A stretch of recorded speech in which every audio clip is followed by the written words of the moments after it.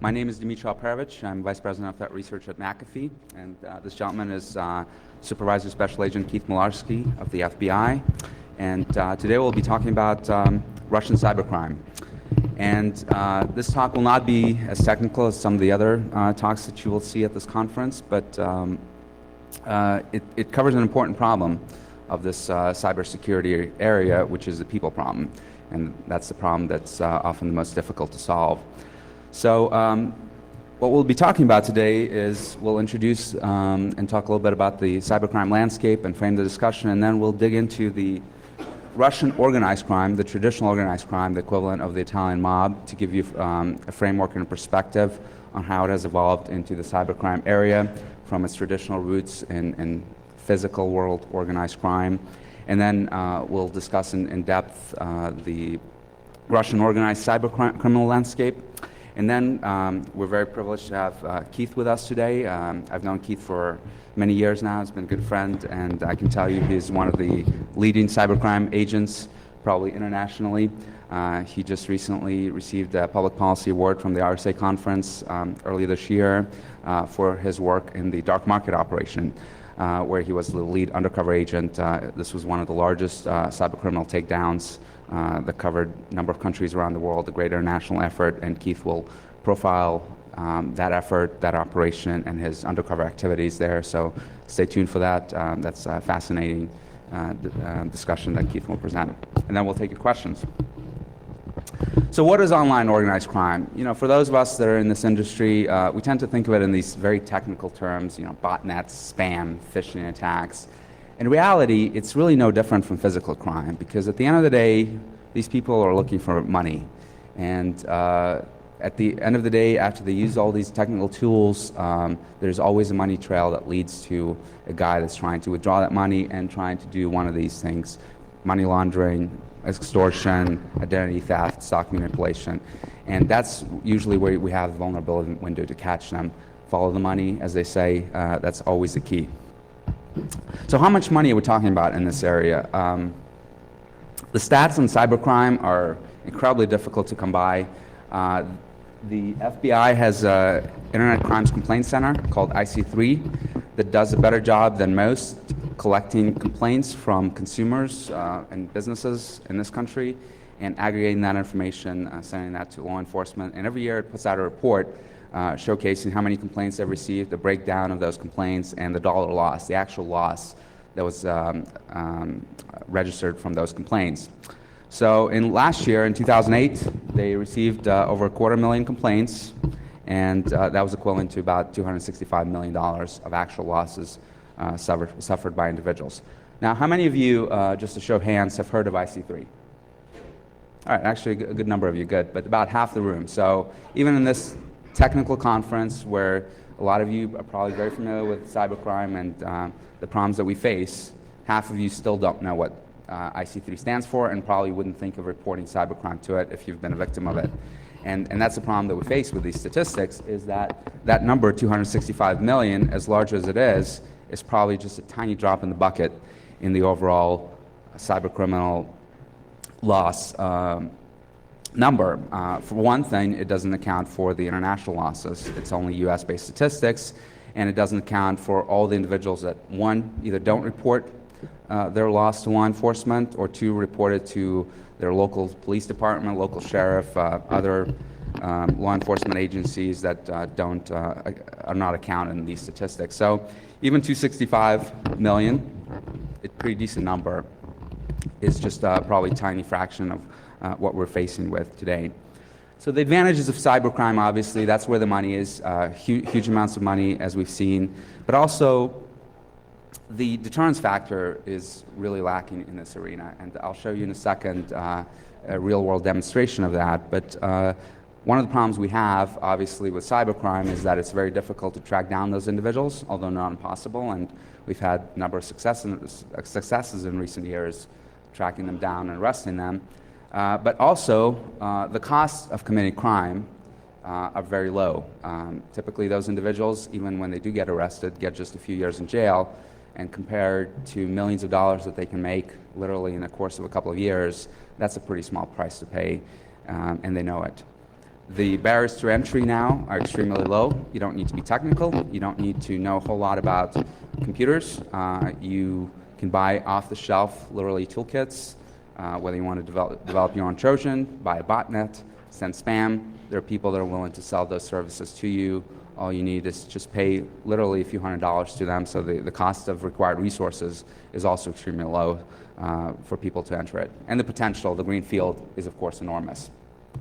To demonstrate this, I have a video, a very short video, about a minute long, that I want to show to you.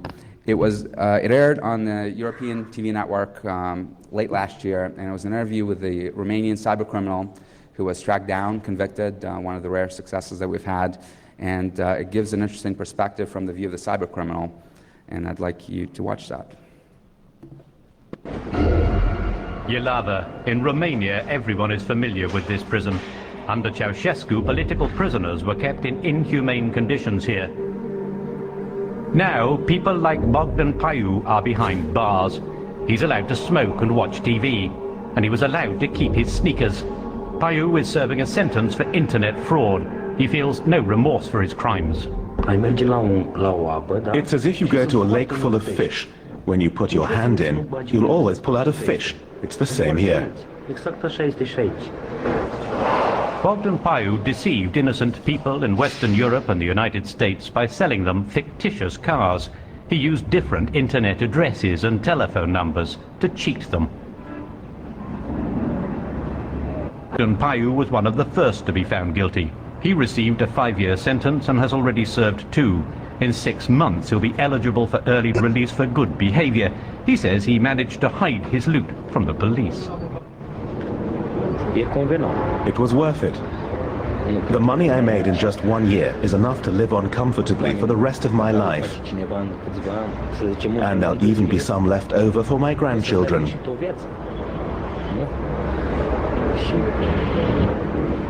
After his release, Bogdan Paiu plans to continue his criminal endeavors. He doesn't mind a few years in prison when he can make a lot of money cheating people.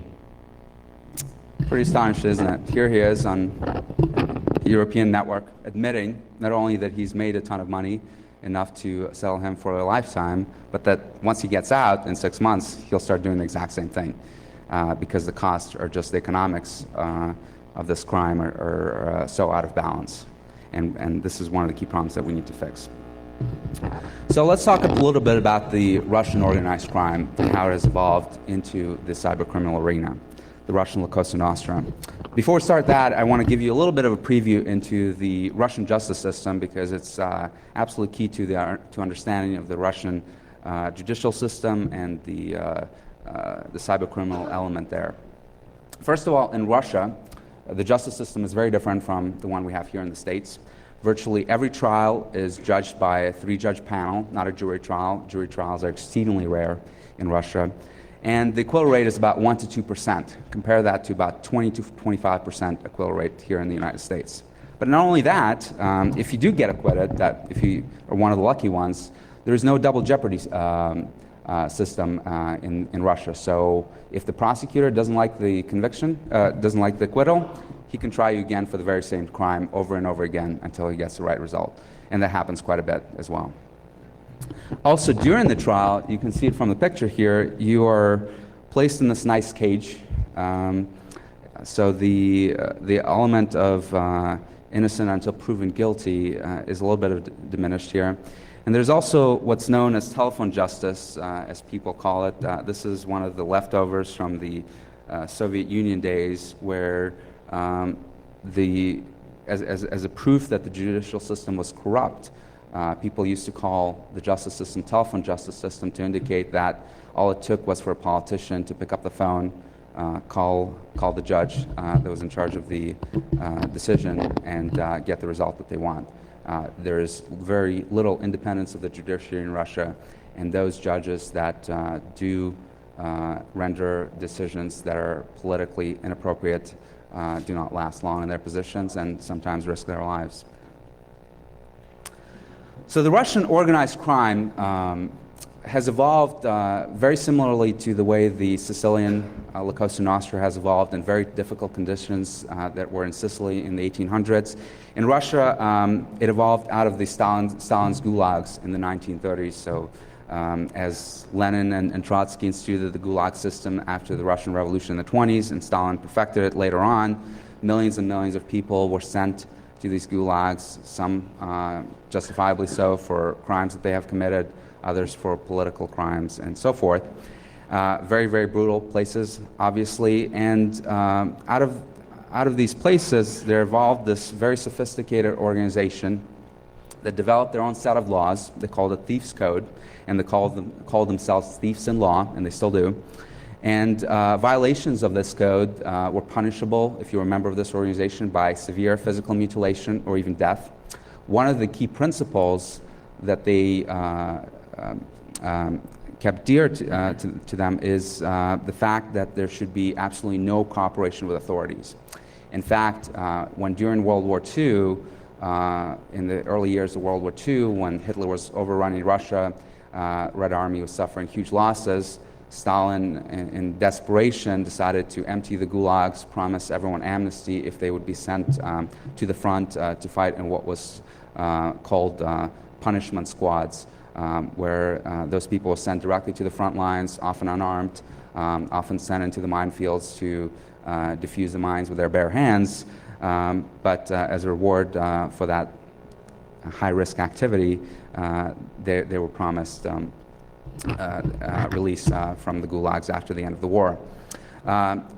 The examples of some of the laws you can see here. The key, really, the element that you may extract from here is that they were trying to separate themselves from not just government but society. So one of the things that they required is for you to abandon your family, not start a family of your own, really commit yourself to this criminal family, this criminal organization, and commit with full loyalty to them. The characteristics of these criminals, thieves in law, is extraordinary cruelty, very, very ruthless people. In addition, unlike the Sicilian gangsters, these people view crime as a way of life, not as a business. They are willing to live and die for their organization, their boss, and so forth. And as I mentioned, they don't recognize government authority and don't cooperate with the government. That has changed a little bit after World War II. So what happened after World War II is Stalin, of course, reneged on his promise and sent those people right back to the gulags after the end of the war. And the people that refused cooperation with the government, refused to serve, and were not released from the gulags, felt betrayed by the individuals that did. And there was a war that started out in the gulags that wiped out about 95% of the thief-in-law organization. It was highly encouraged by the prison officials as a way to get this problem under control. It was called the Bitch War. And I can explain this later in person for the reasons for that name. But after Stalin's death, the conditions in the gulags were a little bit relaxed, and in the 60s, and particularly 70s and 80s, the organization started to flourish again. After the collapse of the Soviet Union, it started massive expansion internationally. Individuals were sent to Western countries here in the United States, Western Europe, Israel, Asia, and so forth. They've established relationship with organized criminal organizations around the world, Colombians, Asians, Sicilians, and so forth. And they expanded their criminal activity in pretty much every aspect of organized crime, including now cybercrime. They also have a very intricate tattoo-based language. So when you see one of these individuals, you can visibly tell that they're a member of the thief-in-law organization by the tattoos that they wear. The tattoos are extremely intricate. They're done in prison. Sometimes they're forced on a person, so sometimes the tattoos indicate that you're a traitor or you cooperate with police, and at other times it indicates your position within an organization, indicates the crimes that you have committed. So if you're a killer, it'll typically show a skull. If you're a rapist, it'll show a woman, and so forth. The way they do the tattoos in prison, obviously no anesthesia, but also the way they make the ink is they burn the soles of the shoes and they mix it up with urine, and then they inject that into the skin. So pretty gross activity, but a person that is high up in the organization and has committed a lot of crimes or maybe serving a life sentence will typically cover almost his entire body will be covered in these tattoos. A word about the international expansion element. So this is this gentleman here named Vyacheslav Ivankov was one of the leaders of the Thief-in-Law organization. By the way, one of the things I forgot to mention is that the only way you can join the organization, unlike, for example, the Sicilian mob, is to have committed a crime, and you would be brought into the organization in the prison system. So that ensures that the population consists only of criminals. Not unlike in the Sicilian mob, where they force you to commit a crime or murder before you're made man within the Cosa Nostra. But this particular individual was very high up in the Thief-in-Law organization. He was serving a long sentence in the 1980s, was released in the late 1980s, and immigrated to the United States, Brooklyn, New York, where he was responsible for much of the international expansion within North America of the Thief-in-Law organization. FBI arrested him in the mid-90s. He served a long sentence, was extradited back to Russia, and is now once again a free man. He was called Little Japanese, Yaponchik in Russian for some reason. He had no Japanese ancestry whatsoever, though. You can see the tattoo from his prison photo on his shoulder. So let's talk about organized cybercrime, how it has evolved over the years. Not unlike here and in other places, in the early 1990s, the Russian cybercriminal landscape consisted mostly of organized software piracy, whereas, as it is known in the underground. But very early on, probably distinctively from other places, the Russians realized the financial benefit of this sort of activity. So one of the first really high-profile cybercriminal attacks that we had seen anywhere in the world was a Citibank hack that was reportedly perpetrated out of St. Petersburg, where they were able to access Citibank's computers over the telephone system and withdraw about $10 million. They did a simultaneous withdrawal in a number of countries around the world, Western Europe, Israel, North America, and much of that money was never recovered. It was a very difficult case to prosecute at that time. There were very few intergovernmental relations between Russia and the United States, particularly in the law enforcement arena. But an individual by the name of Vladimir Levin was arrested, and it's still, to this day, very much disputed whether he was actually responsible for that crime or whether he was just made a fall guy for it. But what was clear, obviously, is that this was not a one-man operation. This was a highly organized activity, simultaneous withdrawals from banks around the world. In the late 1990s, of course, we were seeing all the internet worms that were coming about from both Russia and other places. In '99, we started to see this rise of nationalism in Russia in general, and particularly in the cybercriminal arena. Of course, we had the Kosovo War, where NATO was engaged in a war with Serbia. Russians took that conflict very personally, and they reacted in the cybercriminal arena as well as in the political arena with attacks on NATO websites and various US-based websites as well. In 2000s, in the early 2000s, the Russians were really the first ones to monetize the botnet and the internet worms that were proliferating on the internet at that point. They realized early on that there was a lot of money to be made in spamming, phishing, and later on expanded into other areas as well. But they were really the first ones and that weaponized, if you will, the botnets that we're facing with today. In 2005, of course, we had the DDoS attacks on Estonia. What was notable about that is really it was in many ways a continuation of the political hacktivism that we had seen in the late 90s. This was a little more organized now. There was widespread if not support, at least encouragement within the Russian government for those attacks. There were politicians going on record saying that that was a good thing. And there were websites dedicated to download of DDoS tools and things that made it very easy for individuals to launch attacks on Estonian government websites, Estonian banks, and so forth. In summer 2008, we had what I would probably call the first element of cyber war that we had seen, because we had an actual physical conflict between Russia and the state of Georgia. And at the same time as Russians were trying to establish military dominance over the battlefield, and in particular were trying to destroy the media infrastructure of the Georgian government, because they're really under no threat from the Georgian military. They had complete dominance in terms of military strategy and tactics. But one of the things that they wanted to make sure was that they would win the propaganda war as well as the military war. And they were actively trying to destroy the media systems in Georgia, newspapers, television stations. They were bombing them. And at the same time, there were attacks launched against the website assets of those news organizations, because oftentimes if you bomb a building of a TV station, their website will be hosted in a completely different place, so they'll still have an online presence even though their physical infrastructure is destroyed. And there were combined attacks on those assets at that time.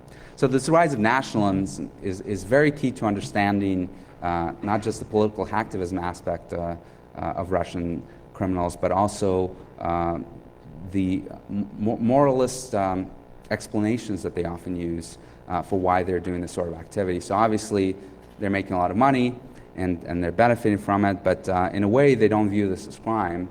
They believe that this is, they're taking what's rightfully theirs. They believe that they've been severely threatened and violated by the West, if you will, over the years, particularly since the collapse of the Soviet Union. And when they're attacking Western citizens, they're just taking their money. They're taking what's rightfully theirs. And we've seen that in many places on the Russian cybercriminal landscape. The artistic expressions are also fascinating to watch. They create quite interesting videos and graphics, some very gratuitous. So on the left here, you see an image that was created during the Kosovo War, where you have a gratuitous image of an American soldier stabbing this poor little Serbian girl. On the right, you have a flash video that was created during the Estonian attacks, and I'll play it for you again so you can watch it. But essentially, you have the Estonian soldiers dressed in Nazi uniforms digging up the graves of the Russian Red Army soldiers. The Red soldiers rise from the grave and they proceed to attack Tallinn, which is the capital of Estonia.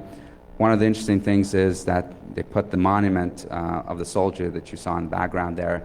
The whole conflict with Estonia erupted over the statue of the soldier that was in the center of Tallinn. It was a commemoration to the Red Army that liberated, in the view of the Russians, liberated Estonia from Nazi occupation.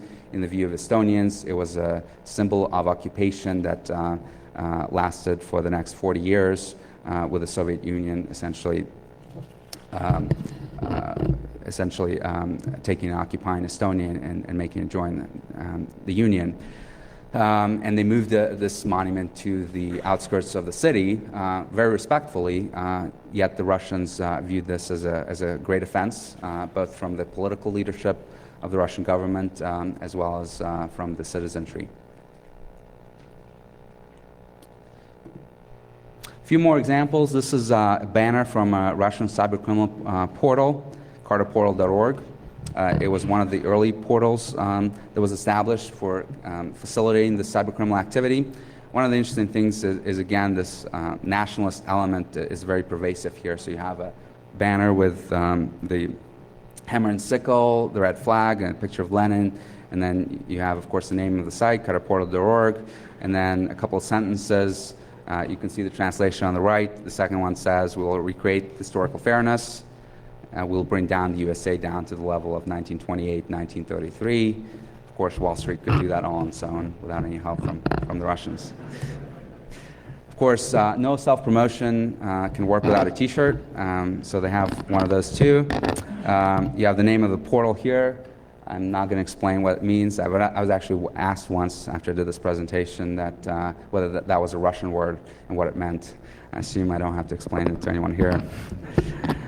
So what it says on the t-shirt, on the front of the t-shirt is it's a play on the famous revolutionary slogan. The first two lines are land to the farmers, factories to the workers, and then they added another line to it, money to the carters.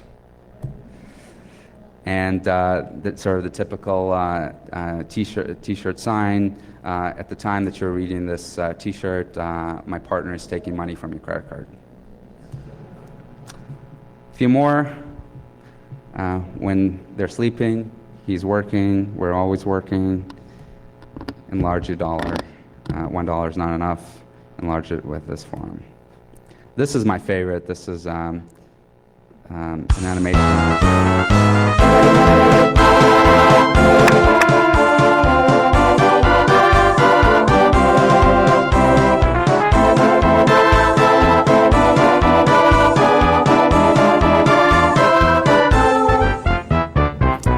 Guy stamping the credit cards, join the Carter's Army. Here's his ICQ number. He'll sell you some dumps, which are the track data from the credit cards. So let's talk about the evolution of carding. So we had these forums that have existed for almost 8 years now. They were highly organized. At the top, you had what was called the family, members of the organization. They were really responsible for the administration of the forum. They would essentially have complete participation in ability to participate in all cybercriminal activity that was going on in the forums. One layer down was the Carter Planet administration. These were the individuals that were kind of the moderators on the forums. They were deciding who would be kicked off the forum for being a thief, being a ripper. A thief in this context means that they're stealing from their own members, not that they're stealing from the general public, which is highly encouraged. You also have reviewers who review services. So on these forums, you had individuals that were offering a variety of services. I could sell you my botnet. I can sell you my spamming operation or send spam on your behalf. I can sell you phishing scam kits. So those individuals who would want to advertise their services and sell their services on these forums, they would have to get reviewed first by an official reviewer who could try those services for free and then write a review just like you would on eBay, the feedback type system that self-regulates this community. And down further, you can tell that initially they used the names from the Italian mobsters. Later on, they moved to more traditional kind of administration, moderator, reviewer type names. But you have at the very bottom, you have the vendors, which are offering the services, and then different layers of hierarchy all the way up to the family.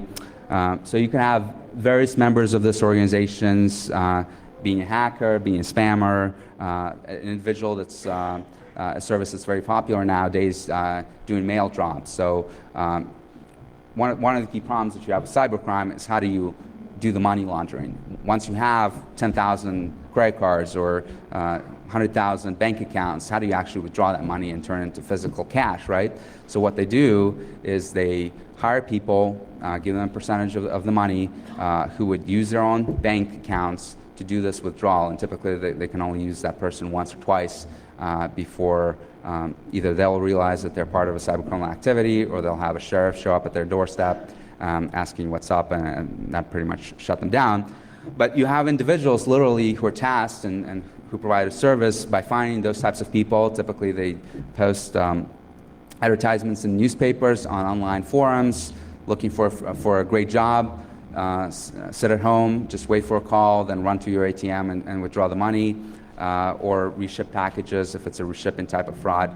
And they're extremely successful at that. And some of the attacks that we have seen earlier this year, they've actually had simultaneous withdrawals from a number of bank institutions that were literally done within 30 minutes of each other, literally around the world. So very, very highly coordinated activity, individuals that can provide that service to you. One of the key persons, and this is where we get to really the people part, the fun part of this, that is responsible for much of this from the early days is this particular individual. His name is Roman Vega. He's also known as Roman Stepanenko, and he went by the nickname of Boa. And this individual really took this e-commerce business-to-consumer model to the credit card scheme, fraud scene. He was a mentor to a number of key individuals that were later leaders in this community. He also had ties to Middle East and some terrorist activity. And he also had ties to traditional organized criminal activity. And he was the one that really early on commercialized the scene, organized it, and turned it into a profitable business that it is today. He had a website called Bow Factory, where you could buy all kinds of credit card dumps. You can see Visa, MasterCard, Amex, Diners Club advertised there. You can see the prices down there with the credit card limit.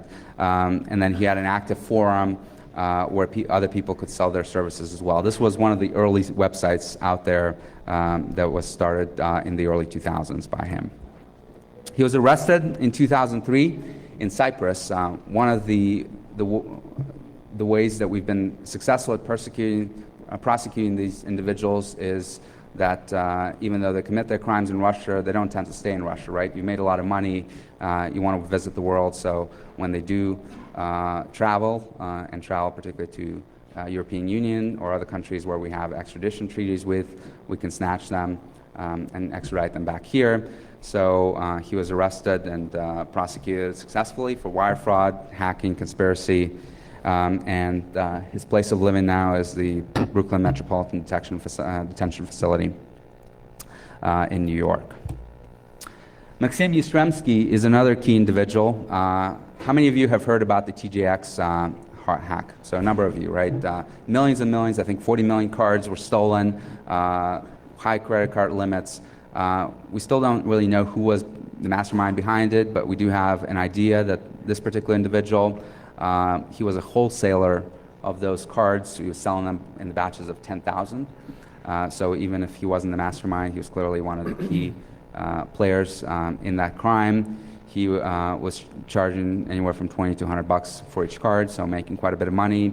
Again, he decided to travel. Turkey, very popular destination for Russians, was arrested there with personal information on 5,000 US and European nationals.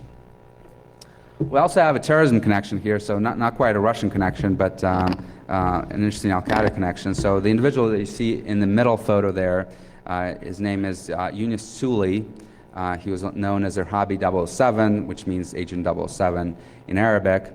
And he was really the media, the PR arm for Al-Qaeda. So all those videos that you see on your TV screens about the beheadings in Iraq or Afghanistan, he was responsible for putting much of that information online on hacked servers and other places. He was also working with the other two individuals that you see on here, and they were actually engaged in cybercriminal activity. In fact, that's not widely known. They were on the same Cutter Planet forums dealing with the Russians and making money through carding fraud. And some of those activities have actually been traced down to financing of the July 7th bombings in London. Some of that money was passed on to the actual bombers for financing of that attack. So here you have a very clear connection from cybercrime and traditional criminal activity to financing of terrorism and particularly Islamic terrorism. Dmitri Golubov is another interesting character. He went by the name of Script on the Cutter Planet forum. He was one of the members of the family there. And Roman Vega, who I mentioned earlier, was a mentor to him. And this individual was successfully arrested in Kiev, Ukraine, back in 2005, but later on was released, and a little more on that later. But after his release, he did not want to stay in the shadows, and he launched a political party in Ukraine. He called it the Internet Party. You can see a picture of him that he put up there with his biography and his political platform. And I love this extract from the platform, which says, "I belong to the rare category of people who go into politics not for personal gain, but for the idea. I'm not interested in money. Together with you, we can clean up Ukraine from corruption and criminality. presumably starting with himself.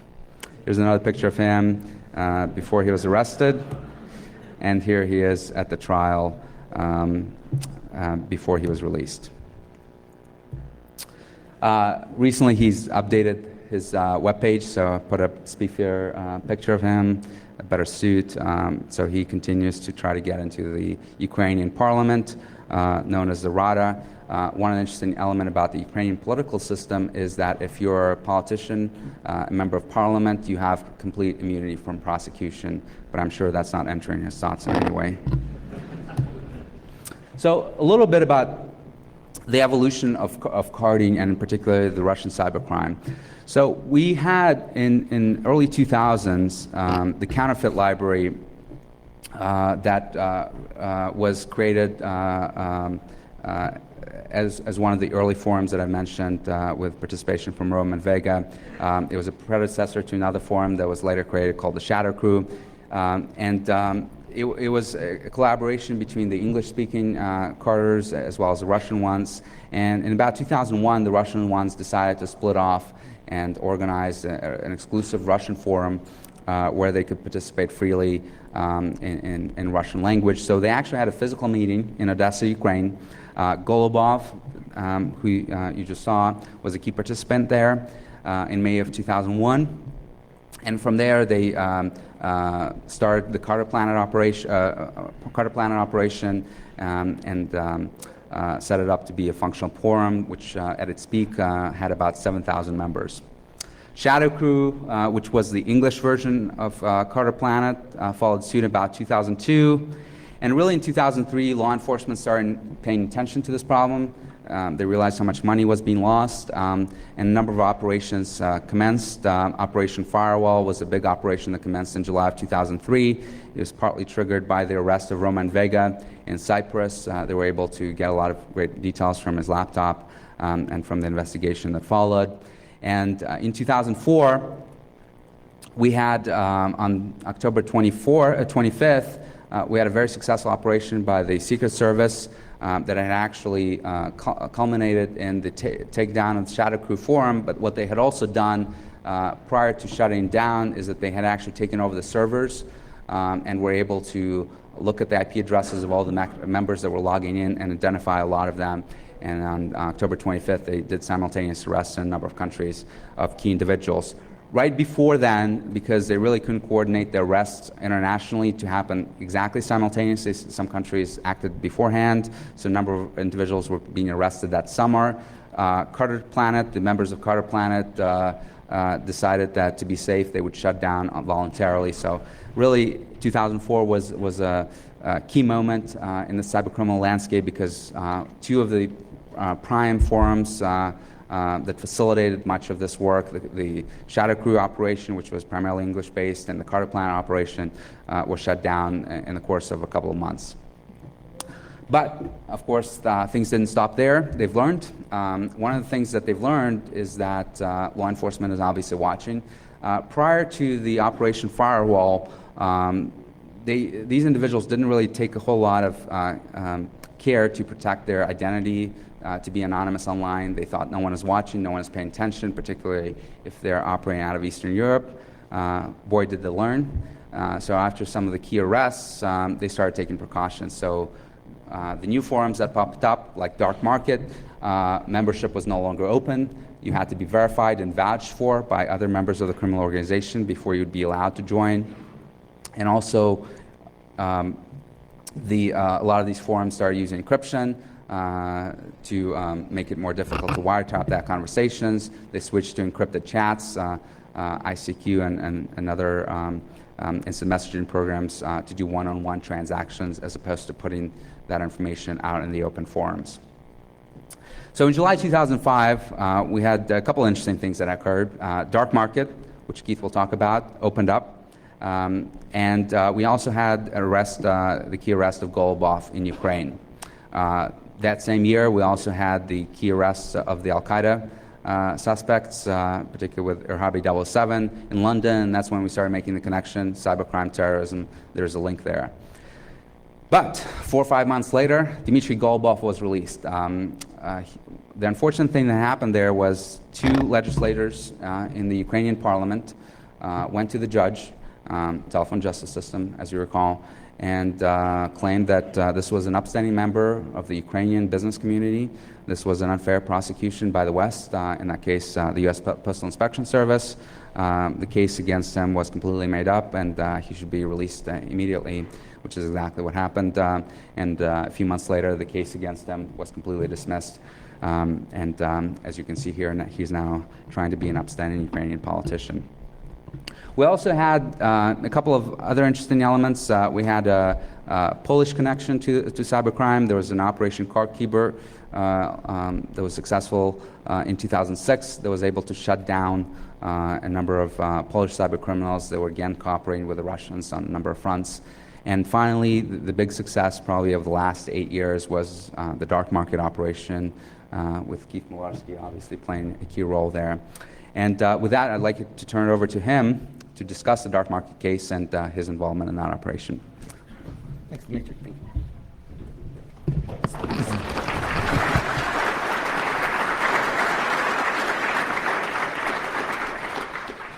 It's a pleasure to be here.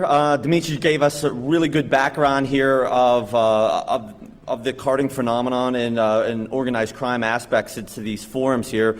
I'm going to kind of dive into the forums here for you, show you firsthand what they're all about, tell you a little bit about the little operation we did, and hope to make it interesting for you. So, you know, everybody's been hearing all about this organized crime and it's related to cyber. Unfortunately, for most people out there, when they think of cybercrime, this is the first thing that they, including myself when I first started doing this is the first thing I thought of. You think of a hacker, so to speak, sitting in their room doing bad things. Or the other thing when people think of cyber criminals, this is pretty much what they think. They think everybody's a geek or like that. But really, this is the cybercrime out there is highly organized, and hopefully I'll be able to show you that. So Dmitri talked about the boards. He talked about Carter Planet. He talked about Shadow Crew. So just to show you, how the boards look like. What they are is they're running vBulletin or PHPP, and you use a nickname to register, and they have different threads in there for you to discuss things. So if you want to talk about credit cards, social security numbers, or dumps, which the dumps are the magnetic strip data on your credit card, you can go into the Carter's Work thread. If you want to talk about IDs, passports, you can go into IDs, programming, hacking, software, anything you need to know. Basically, you could go onto one of these forums and you could do anything you need to do. You could network, you could buy, sell, and trade any types of goods. So the Shadow Crew was the English-speaking equivalent of Carter Planet at the time, and it was organized pretty much the same way, and these slides show that for you. So just to kind of show you a little bit more in detail of some of the discussions that go on there, you could see if we went into one of the forum threads there, you could see what you do is you post different things. U.S. account available for ACH transfer, cashing out PayPal with eBay, notarized passport scans, a COB, or what they call as a change of billing. A change of billing or a COB, basically it's online access and email access to your credit card, and so that the criminal's allowed to go in and then change the billing address. So when you buy things online, they always check the billing address to the shipping address. This way the bad guy can go in and change the billing address to its drop address. Some of the other things, some of the other boards that came up, DarkMarket and Carter's Market were one of the two biggest English-speaking boards that came up in the fall of Shadow Crew and Carter Planet. The other two Russian-speaking was Mazafaka, which Dmitri mentioned earlier, in Carding World. So we knew the bad guys are in these places. They're on these bulletin boards. They're there. They're advertising their services. Why should we be reactive and wait for somebody to come and say, hey, we've been hacked, and try to follow an IP address? We know who the bad guys are. They're out there. in committing their crimes. So what we did was we started a little undercover operation, and I was fortunate enough to be the undercover person, and I had a legend of being a spammer. Why did I pick the spammer legend? Because that gave me a lot of access to many different things. I could code, I could do botnets, I could spam, obviously. Also, I could do phishing attacks. So it really gave me a lot of leeway on who I wanted to target and market. So my legend was out there for a good year. I became, I guess, pretty reputable. Spam House even had a Roxo listing for me, making me one of the top 5 spammers in the world. They attributed some spam to me, and it was funny because I even had other law enforcement coming back to me as they were investigating phishing attacks saying, "Keith, I know who did this phishing attack. It's Master Splinter." And I would tell them, well, maybe you should look somewhere else, so, because it wasn't him. So in August 2006, pretty much the planets aligned, and some opportunities presented us to really take our undercover operation from more of a passive intelligence collection-driven undercover operation to more proactive. So in August 2006, a guy named Iceman, who ran the Carter's Market web forum, he hacked all the other rival carding forums. And what he did was he thought that everybody's security was bad, and he wanted to have everybody come into his carding forum, and he was going to secure it and host it in Iran and everything like that. So that really ticked off a lot of the other members who were running other rival forums. And so there was pretty much the equivalent of wars going on, of cyber wars. There were DDoS attacks between each other's sites, and everybody had to choose sides. So it was the equivalent of a gang warfare, except cyber warfare. So at that time, I started discussions with both a guy named Gilsey, who ran the DarkMarket forum, and Iceman, who was running Carter's Market. So I was talking to them, and some people had recommended me based off of the fact that I was a top 5 spammer in the world. So I would talk to them and said, hey, you know, I may be able to help you out with your site. And people were coming to me for advice because I had been around for a while. And I really was able to kind of ratchet this up. So I was able to make a lot more headroads with Gilsey than I was with Iceman, because Iceman was more of a loner guy, and Gilsey really didn't have too much technical skills. So eventually I got appointed to be a moderator on DarkMarket, and I'll show you the hierarchy here in just a second.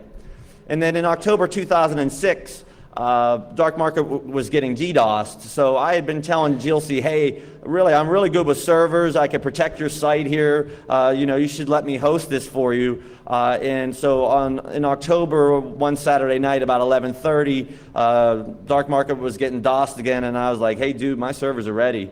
And he said, okay, bro, let's move them. So I was like, yeah. So so that night, so in October 2006, we were fortunate enough that we hosted the DarkMarket server on FBI servers. So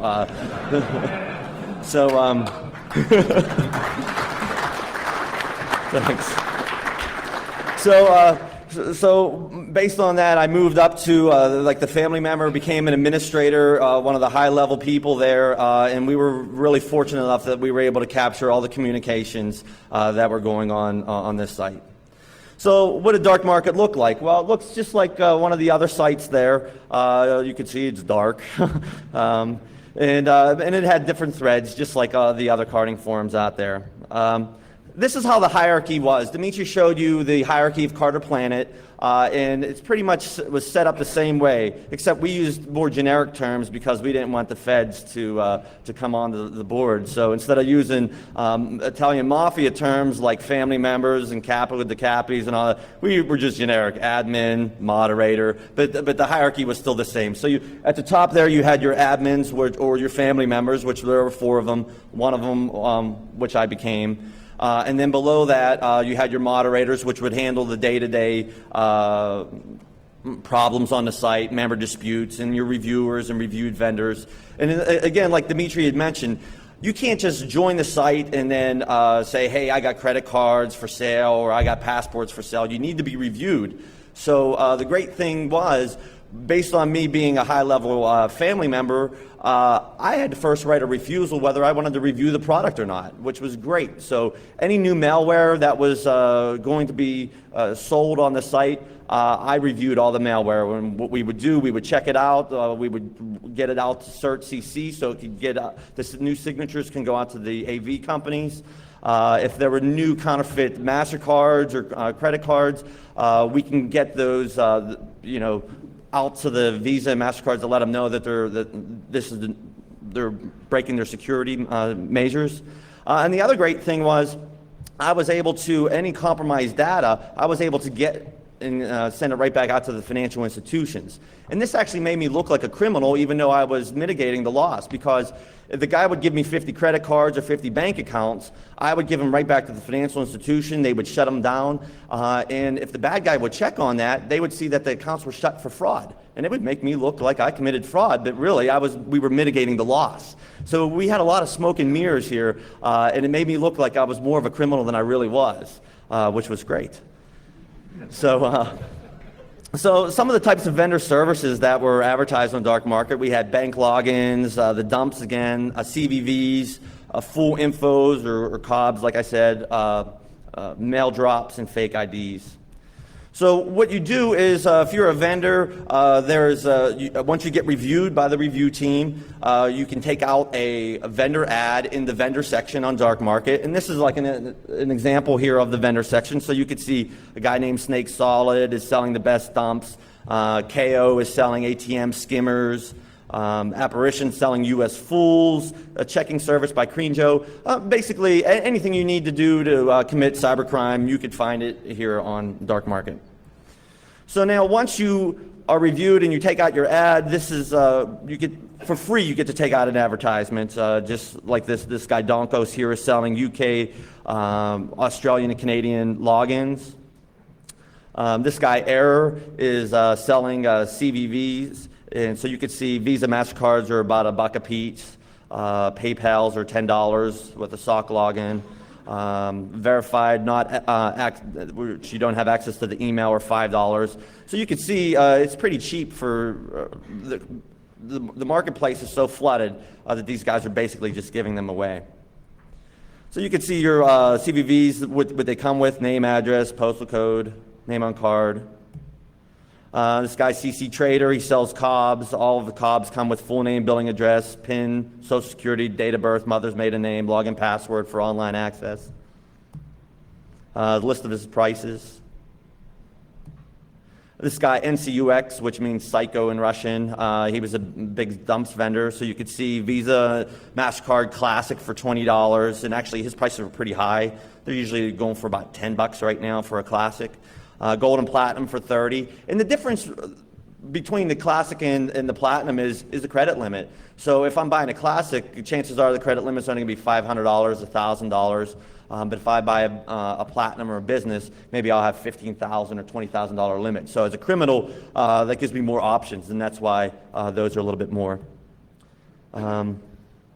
So just some of that there. Again, also anything you need to commit cyber fraud or credit card fraud, you can get on these sites. This is an example of some of the counterfeit plastics that I reviewed.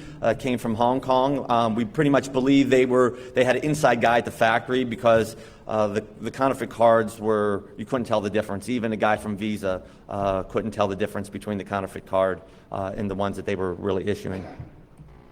So let's kind of take you through the business model here real quick. So now I'm a member on this site. I want to commit credit card fraud. I really want to get that new big screen TV. So how do I go about doing it? Well, obviously I could go to Psycho there, NCUX. I could buy some track data. And then the guy here on DarkMarket, he made this utility called the MSR 206 utility, which will enable us to code cards.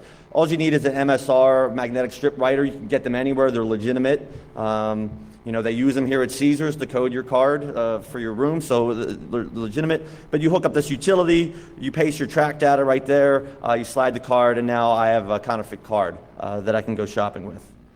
Well, how do I know now when I go out shopping how do I know, Keith, that I'm not going to get arrested when I'm at one of the merchants out there? So, well, one of the guys offers a checking service, or a couple guys offer checking services. So what they do is they have a number of different merchant accounts that are set up. You buy access to his website. You go in, you paste all your Track 2 data there, you hit check it, and it has an algorithm that will go and check the card anywhere between 10 cents and $9.95. And you can see right there, you'll get a printout right there. So you can see card approved for a platinum, a gold platinum. And you can see way down at the bottom, decline classic. Well, I know now when I'm going shopping, I'm not going to use that decline because I'm going to get arrested. So, but all those other ones are good. So what the bad guys have done too, to make it harder to find for the security people at the banks and financial institutions, they used to just do 99-cent test authorizations at like maybe a gas station or something. But now by using this, it's anywhere between 10 and $9.95. It's very difficult for the security people to recognize that. So again, this is a business. This is all about the money. So these guys are businessmen. They take out ads. They also take out flash ads. They pay for advertising. So they'll take out a banner ad on the forum. They'll pay anywhere between $50 to $100 a month to advertise. Because if I'm selling credit card dumps, chances are there's 10 other people that are reviewed as well. So why? I need people to come to me as opposed to other people. So I'm going to take out ads. So, and as you can see, Dmitri played the one there that played on the imperialism. Some other guys, they'll play on other things. You know, do you like fast cars, fast women, get dumps off of me, or things like that. This guy. Hi, my name is Chao. I'm developer of skimming devices. I work for you 24 hours a day and make the best devices for skimming. I always go with the progress and working for your pleasure. I use for that the newest technologies, invest funds. So pretty much this guy had a YouTube video out there to basically tell you how to install a skimmer, to tell you the best places to install an ATM skimmer so you don't get caught. But I think it's still out on YouTube if you want to see the whole thing. It's still out there. But so Ko was one of the other family members too, and he was a real hardcore criminal, and I'm going to show you why in a second. So most people ask me, okay, well, I was undercover for 3 years in with this group, you know, what all did it entail? It's pretty much many, many hours on ICQ. ICQ is the preferred instant messaging of most of the Russian criminals and most of the cyber criminals out there because, one, it's very easy to encrypt. It has a nice offline capability, and it's what's good about it, you're known by a number, so you can get elite numbers like 333-666 or 737373. It's a lot better than having like Splinter 95654 because everybody else. So it gives you a nice unique name. So it was pretty much online all the time, sometimes up to 17 hours a day. Any vacations I would go on, I always had my laptop to talk with these guys because you had to be readily available, especially as you were running the site as well. So I had good conversations with the guys. It wasn't all about business. A lot of it was talking about traveling and things that other young men like boozing and women. So we talked a lot about that as well. So some statistics when we brought down the site, just to show you, we had over $70 million in potential economic loss prevented just from recovered bank and brokerage account logins. So that would be the value of those accounts. So it was over $70 million. In addition to that, we recovered over 100,000 compromised credit cards, which does not include in that $100 million, in that $70 million figure, because depending on who you talk to, a credit card could be worth $1,000, $500, or whatever. We had 6 new complete malware packages obtained, including probably one of the very first Zeus packages that was being offered out there. I had over 3,000 consensually monitored chat sessions, and we worked really closely. There were other law enforcement involved in this, but the ones that we worked very closely with were there: the United Kingdom, Germany, Turkey, Australia, Canada, and the rest there. But they all played a great role. What was great about this was we were able to kind of tear down the walls with international cooperation and share stuff in real time, which was great. Some of the early arrests, our goal once we took over the site was we wanted to take out the family members, the administrators. Those were our main targets because we wanted to cut the head off. So some of the early arrests that we had, Marcus Keller in Germany. He was a very good graphics designer who designed a lot of the counterfeit templates for the cards. And Gilsey there in the UK was one of the other founders, and he actually had some connections to the Tamil Tigers as well. So there's a couple serious guys. We also took out, we're working with the Secret Service, joint operation. We took out our rival, Max Butler, who ran Carter's Market. Max was one of the worst cyber criminals ever in United States history. And just recently just pled guilty just a couple weeks ago. So it was a good win for us. So again, we're talking about the organized crime element. We talked about cyber violence with DDoS. Well, we really had physical violence as well. So this is a picture here of a guy named Kier. That was his nickname. And he was talking about KO, who I showed you, who made the ATM skimmers, and one of the other family members.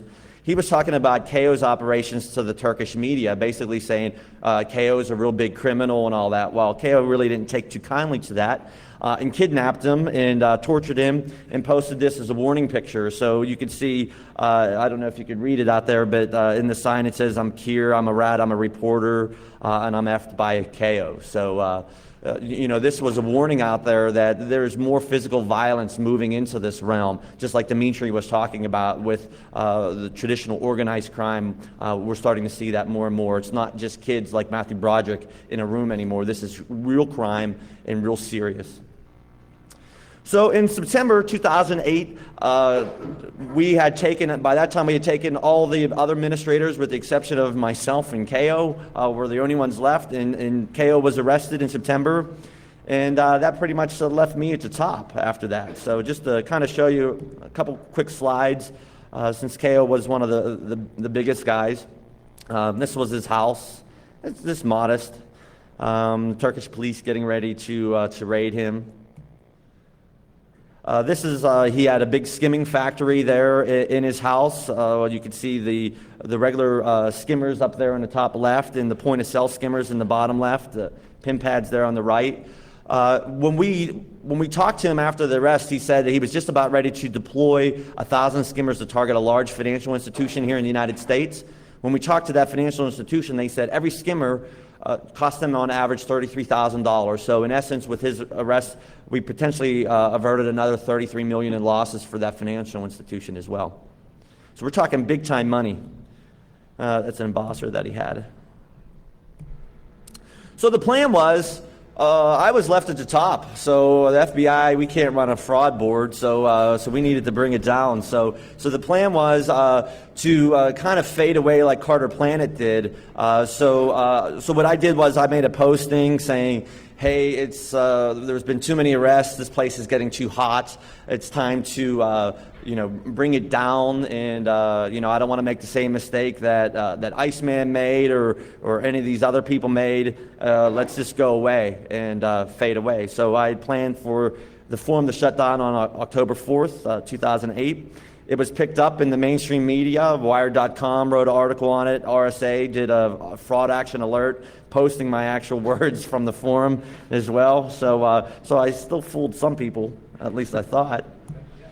But even the best laid plans always go the other way. So what had happened was with the arrest of Marcus Keller the year before, my name was exposed in some court documents unbeknownst to me. And there was a very good investigative reporter in Germany that happened to find these documents. Luckily, we were able to keep it going for another year, but he found that out that it's somehow said that Master Splinter was Keith Mularski in these court documents, and he ran with it, and it got picked up by mainstream media. So this happened on Monday, I think the 12th of October. And on that Tuesday, the 13th, I think it was, we had the first of 12 arrests planned in the UK. And I was really worried it was going to screw it all up, but luckily for me, it didn't affect anything at all, and they went off without a hitch. So at the end of that week, October 16th, we wrapped up the operation completely. We had 56 arrests worldwide. That number is now up to 60 as well. And it was a pretty successful operation. So hopefully I gave you guys a little bit of a window into the world there, and I hope you enjoyed it. So we'll have some questions if you have any.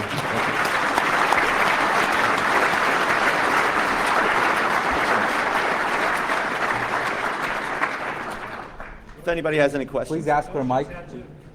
Pardon? Show us your tattoo.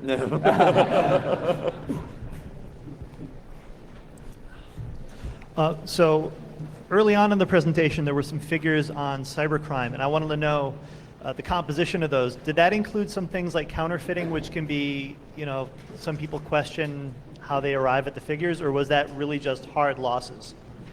So the IC3 numbers are hard losses reported by complaints from the United States. And a follow-up, unrelated question. On the Roxo profile for you, that picture, was that you at an earlier age? No. No.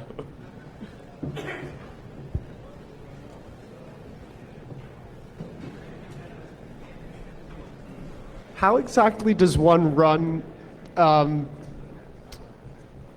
illegal credit card form on an FBI server without anybody noticing that, hey, suddenly our trace routes are going through the United States?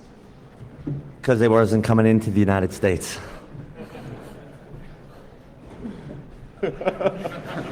No further comment. Hi. I was wondering if there was a way to find out how much are the average criminals earning, not the losses, but the earnings of criminals. Because I don't know if you've seen the program This Today. I think in the same room, 2 presentations afterwards, I think there's some people questioning like the amount of money that cyber criminals are earning or not. So I think it would be interesting to see.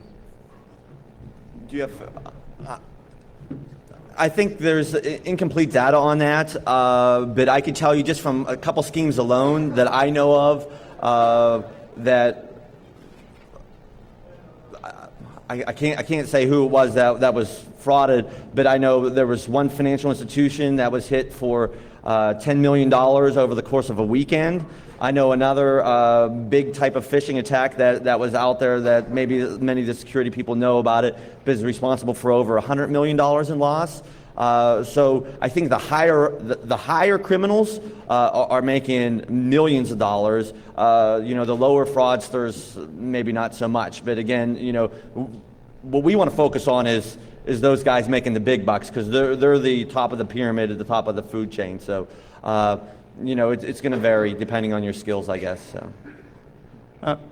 What is being done? I mean, the card in history is something that's out there for a while, but right now there are problems in regards with check frauds over the internet, and I see this has been growing over the years, especially if you try to sell something on eBay or any other website. Is there anything being done against that? Because I know people that have been victim. I have been a victim. I called the bank that issued a check, and they said, "Oh, we keep receiving like hundreds of these checks every week. These are all fraudulent checks," and they seems to be coming from the UK or somewhere in Africa. And what is being done against that? Yeah, we have investigations against those. So when you make a complaint, if you would make a complaint to the IC3, every complaint that comes into IC3 is referred out to either federal, state, or local law enforcement for it to be worked. And then at that point, it's really up to the U.S. Attorney's Office or the Attorney's Office there of whether they want to pursue that investigation or not. But we are investigating high-level schemes that are doing that over in Nigeria and like the UK lottery type schemes and things like that. That is being investigated for sure. Is the landscape of money laundering pretty much dominated by cybercrimes these days? I'm sorry, I missed the very first Is part. the landscape of money laundering pretty much dominated by cybercrimes these days? No. Oh. I mean, you've got drug cartels that are making billions of dollars, right? Look at what's going on in Mexico, for example. Yes.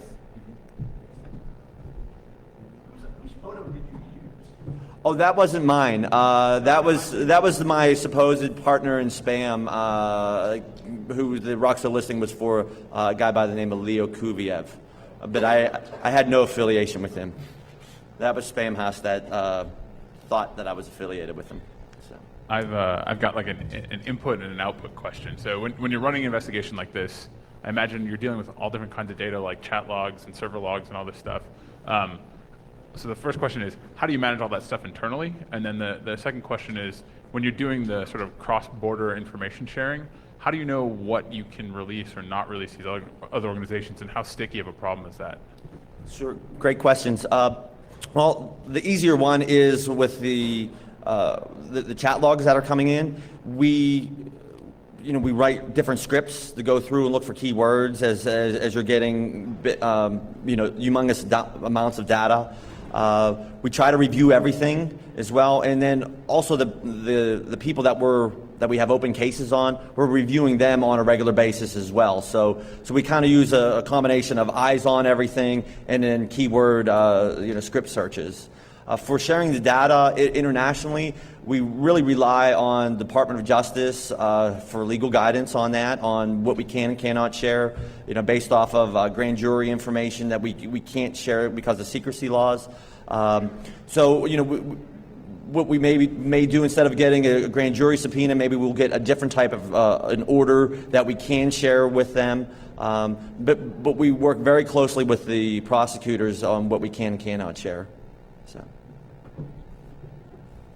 I noticed a lot of the sample data or the what was being offered on the carding portals was U.S.-based card data. Did you get a sense in your work that there was more targeted towards the U.S., not only because of the size of the market, but also because we have just magstripe cards as opposed to chip-on-pin or more secure card technology? Was there a sense that European countries that had more security built around their banking and credit card infrastructure were less vulnerable to carding? I think some of the chip and pin may affected certain schemes, but they would just compose other schemes for the different financial institutions internationally. So, like for example, in Germany, one of the big things there was our man-in-the-middle attacks. So they're going more for harvesting bank account logins there than maybe the credit card. So what they do is just really adjust their scheme based on what's easiest for them to get the money. So. Yeah. Pretty much every Western bank these days is a huge target. Even Latin American banks in Brazil, big targets as well. I was just down in Australia a few weeks ago. They're just seeing huge increases of phishing just this year alone. Did you DOS DarkMarket to gain control, or was that just circumstance? No, not at all. I've been pretty smart. So, I could tell you we did everything was really smoke and mirrors. We did absolutely nothing illegal in the operation at all, and it was just things that made it appear that we were doing things, and there's many different ways that you could do that. So. Have the insights from your investigation been driven back into the card processing industry to perhaps change behaviors or business practices in a way that might disrupt the economy? Yeah, we would send intelligence bulletins out to a lot of the financial institutions, and we would let them know real time what we were learning. So I hope that they implement some of the things that we learned, but that we can't do. We can't force them to do that. The best thing that we could do is share the information and hope that that's incorporated. Talking about intelligence, have the cyber criminals learned anything from the mistakes they made by letting you into their gang? So, as a typical informer, are the gangs less trusting now? Would it be easy for you to replicate your attack again in terms of getting into their group, or have they closed the circle? There's always an element of mistrust, in these groups, and that's why everybody tries to remain anonymous. But again, if the guy's is a cyber criminal, he thinks that he's remained anonymous, he's using his proxies, he's using encryption, and he feels confident that he's not going to be tracked. He still has to do business, so he still has to interact with people.